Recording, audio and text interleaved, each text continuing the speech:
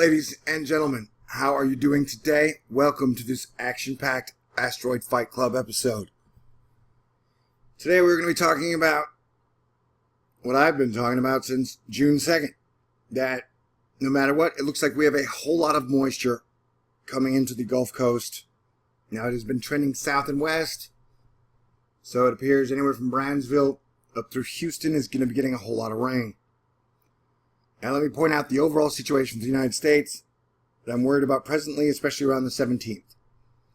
One of our normal systems we have, which is the Northwest Pacific fronts that come in, they're coming in up at the top. Due to Category Hurricane 4, Bud, which became a tropical storm and then lessened and went into Cabo San Lucas, that is going to add more moisture down through the tail of Mexico. And then we have our giant stream of moisture coming through the Gulf of Mexico.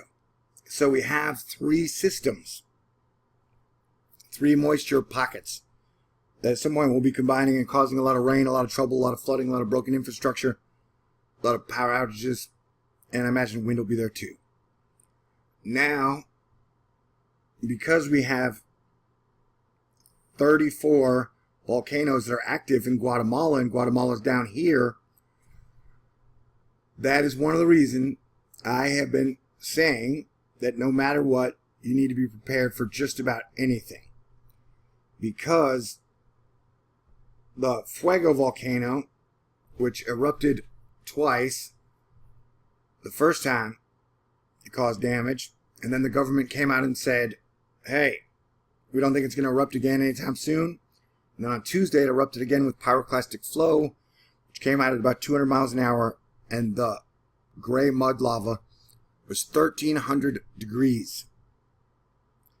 And me thinks all that heat is going to heat the Gulf of Mexico like a bathtub. And so we've yet to see any tropical development in the Gulf of Mexico. We have seen Hurricane Aleta here reach Category 4. We have seen Hurricane Bud around here, reach Category 4. And then now, Tropical Storm. Man, I don't even remember what they're calling the C1 yet, because it just popped up right now. So, we haven't had any tropical activity in the Gulf.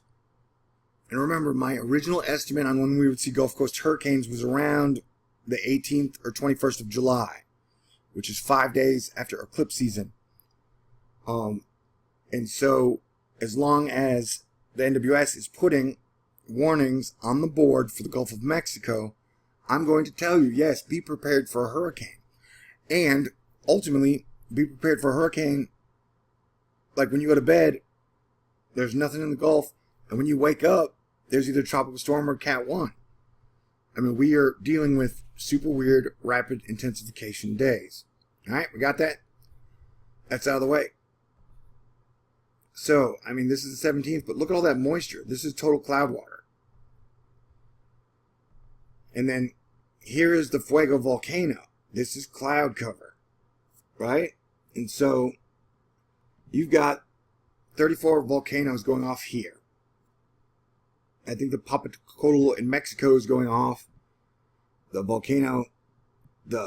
Cleveland volcano in Alaska, it's named Cleveland, has been going off since 2017. And then we have the Hawaii volcano causing major troubles. So,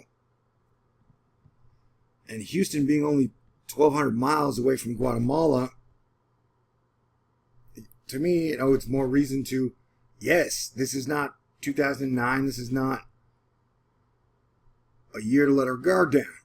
But Houston's golden boy of meteorology has been spent the whole morning talking about why, yes, it appears this 7-day forecast valid for right now will bust by just a bit.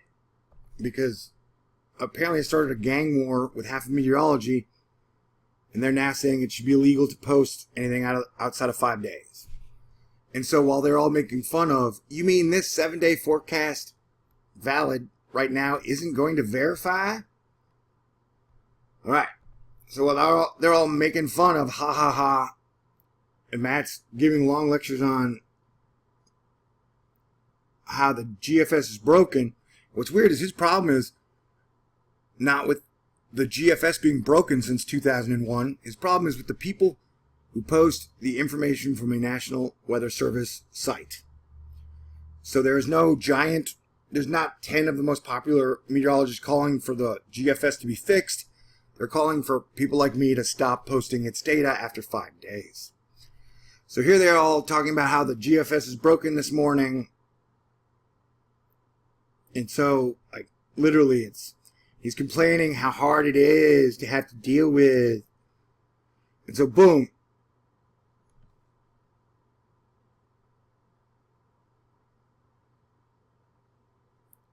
So, like, him and his buddy at Space City Weather saying, be wary, but not too worried.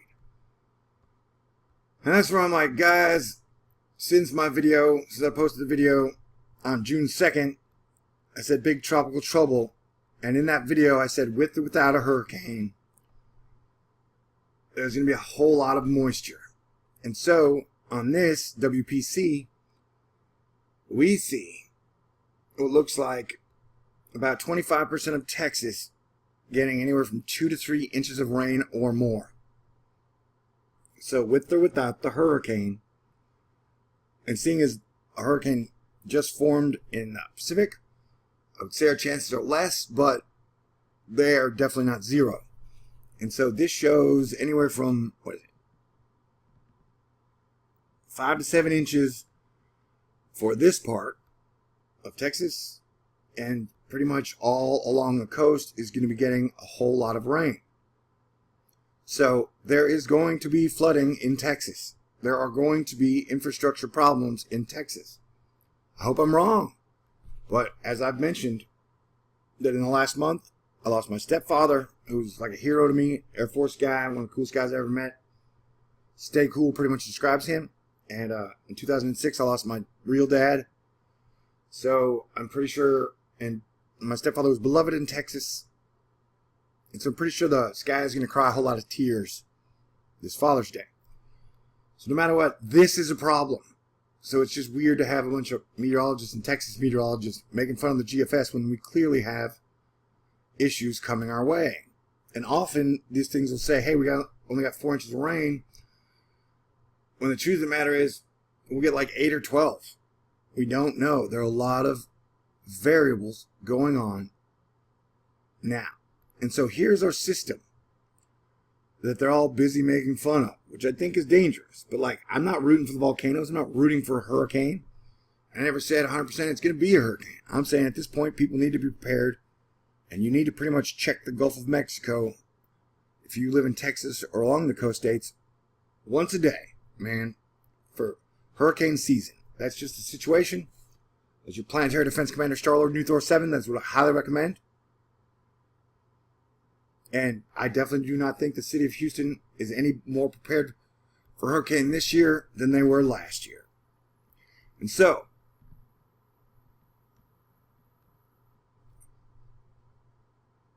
and another thing is they're making fun of the system that said that's gonna be coming to us on the 17th.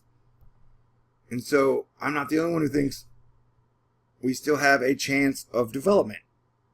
They have a 10% chance of a cyclone formation on the National Hurricane Center. And I've said all along, it's the moisture, it's the rain. Hurricane only exacerbates the problem, although it gets more eyes on the subject. But the problem comes from the rain and flooding. Flooding is the #1 killer of Americans in weather. And so look at these giant globs of rain. They're headed towards Houston on Sunday at about 1 p.m. So whether or not this develops, it's definitely going to cause a whole lot of problems. And we just had breaking. Tropical storm Carlotta has formed in the eastern Pacific. And so, as I've been saying, we need to watch the Gulf and here for hurricane development. This will probably be our 3rd hurricane in 10 days? And we're only 2 weeks into hurricane season. Remember, shit didn't ramp up till about August last year, the end of July. So I'm thinking we're about a month ahead. This year it'll be a month earlier. which is why I've said I think the Gulf will get its hurricane troubles around the 18th, 5 days after the eclipse, just like last year. And even last year, I was 1 year ahead. But it's best to be prepared and to continue to watch this. And it's not fear, it's being what we used to call an adult. Old men, old women sitting on the porch looking at, understanding the weather. Not just depending on your cell phone. So, and this is what I'm saying is, this pattern, the hurricanes are over here. And as the magma shifts around, we will eventually see this pattern shift into the Gulf, I believe. And then eventually they'll start coming out of Africa. So we've had we've had 2 Cat 4 hurricanes and 1 now growing in like 10 days. 2 weeks. So that means we'll probably see stuff like that in about a month or so. And the Guatemala, all those volcanoes down here have to be heating the area. Even though science was like, it's just carbon. No, it's volcanoes, man. I've been saying that for years at THORnews. And the awesome Brooks Garner, who's been one of the only ones, not necessarily on my side, but very neutral. Well, that changed fast. As soon as the National Weather Service removed their forecast for development in the Gulf, they brought it back as new energy, and forecast data comes to light. As we've been urging the whole time, keep it checking back each day a few times, which is what I've been saying. Yeah, like, this is hurricane season, man. If you want to live on the coast, you have to take precautions. And if that means checking the Gulf in the hurricane situation or the tropical storm formation situation every 12 hours, well, you live in the Gulf. That's what we recommend. And I want to notice the Twitter, like, all men are garbage, seems to be ramping up before Father's Day, which is no surprise. Not Sparta weather. So yeah, we got our third one. And does that look... That's pretty nasty. And that's right by the volcano. The volcano, I think, is over here, and there's a field of them. So yeah, dude. And the volcano killed hundreds of people. And, just like I said, the moisture signal shows about 25% of Texas getting 3+ inches. And everyone's making fun of it. Like, wait till someone says this was a signal for a storm that happens in 2 weeks. Well, dude, why am I the only one really talking about the flood? And even Matt and his buddy are saying, hey, don't worry, it's nothing to worry about. Well, I wouldn't be driving out in that shit on Sunday. But we'll see. This is the wave to watch. The first tropical wave has fizzled over the western Gulf, but still brings rain starting Sunday. And technically, bro, I wouldn't say it's fizzled. Does that thing look like it's fizzled to you? Remember, this thing, in the patterns and pulses of Mother Nature, it has its strong points where it pulses, and then it has weak points where it pulses. And it is Friday. This little area is supposed to hit around Houston on Sunday. So we got 72 hours before this thing develops. I'm not saying it's going to develop, but either way, it's going to bring a bunch of rain and flooding. I highly recommend you watch the video that I made before this. It's edited. I mean, it shows like 20% of all the stuff that's going on in the world. You have dams breaking. You got major problems. Lots of infrastructure being destroyed all over the world. And so to break it all down again, he's giving long Twitter lectures for a big GFS scare cane win. Meanwhile, 17th hasn't even happened yet. 25% of Texas is going to get 3+ inches of rain.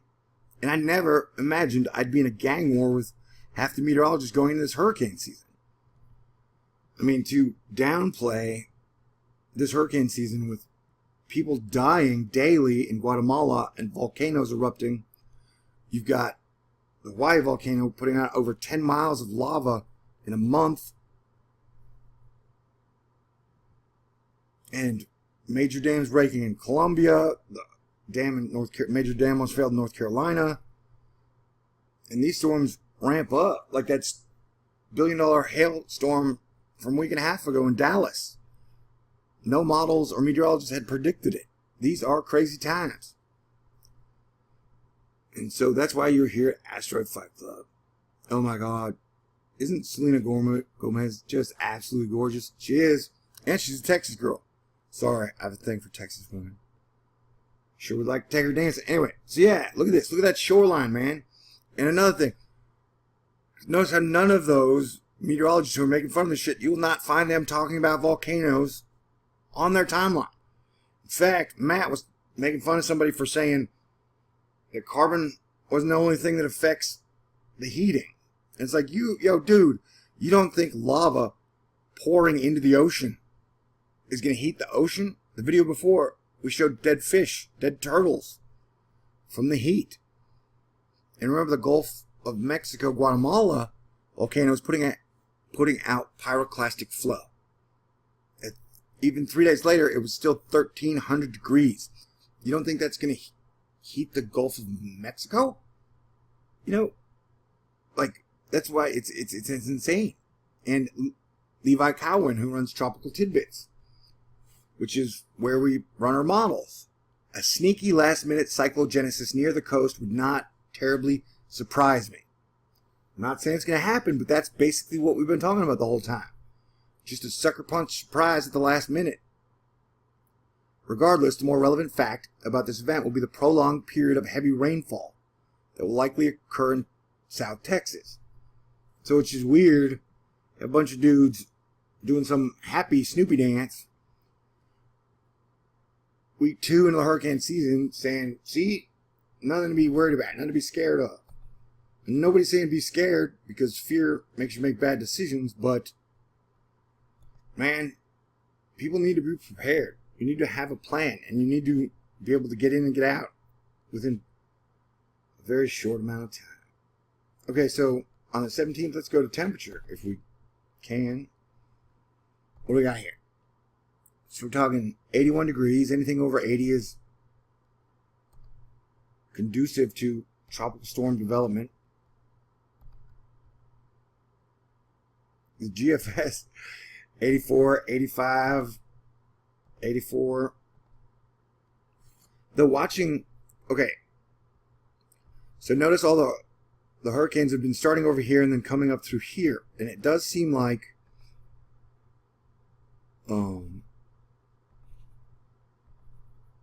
it almost seems like the flow is being pulled almost towards wherever these things are heading for. So if something were to develop, my guess is it would be south of Houston, but that is just off the data. But like I was saying, look at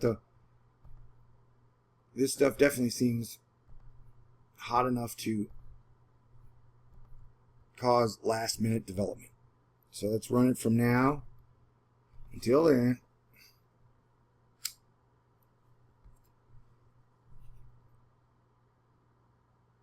Man, 2018, it's a hell of a drug. So 85 is the highest temperature we've seen on the 16th.